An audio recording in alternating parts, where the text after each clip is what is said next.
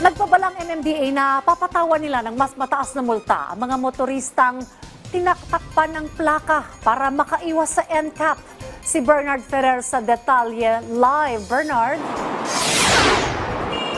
Dayan, nagpapatuloy ang mahigpit na pagpapatupad ng No Contact Apprehension Policy o NCAP ng MMDA. Kasabay niyan, may babala naman ang ahensya sa mga motorista na sadyang tinatakpan ang kanilang mga plaka upang makaiwas sa traffic violation. Mas mahal na multa ito ang babala ng Metropolitan Manila Development Authority MMDA laban sa mga motoristang sadyang tinatakpan ang kanilang plaka upang makaiwas sa mga posibleng paglabag sa trapiko. Sa monitoring ng ahensya, napansin nila na ilang motorista, partikular ang mga nakamotorsiklo, ang nilalagyan ng electrical tape at masking tape ang kanilang plate number. Baka po hindi alam ng ating mga kababayan na ang multa po niyan ay mahal. Marami kaming na-monitor sa CCTV na nilagyan ng electrical tape, nilagyan ng masking tape. So we admire the Filipino ingenuity. Pero I am warning them na ang penalty for this is 5,000. Baka po magulat sila.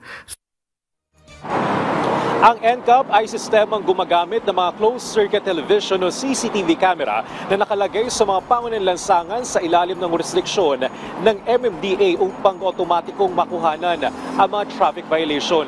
Kabilang sa mga sakop nito ang mga circumferential at radial roads gaya ng EDSA at C5. Tiniyak ng MMDA na dadaan naman sa tamang proseso ang pag-i-issue nila ng notice of violation, lalong-lalo na sa mga lugar na may malabong markings.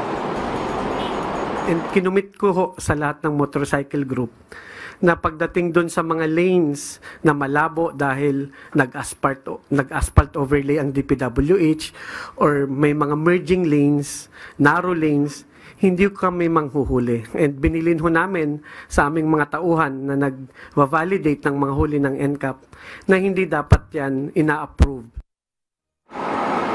Maglalabas din ang ahensya ng isang mobile app na magiging daan para mamonitor ng mga motorista ang kanilang mga violation.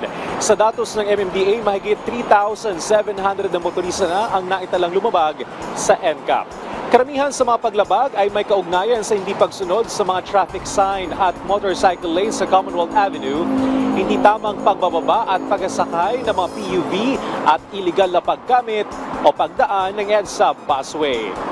Dayan, sa kasalukuyan, mabilis pa ang daloy ng mga sakyan sa magkabilang lane ng EDSA Kamuning.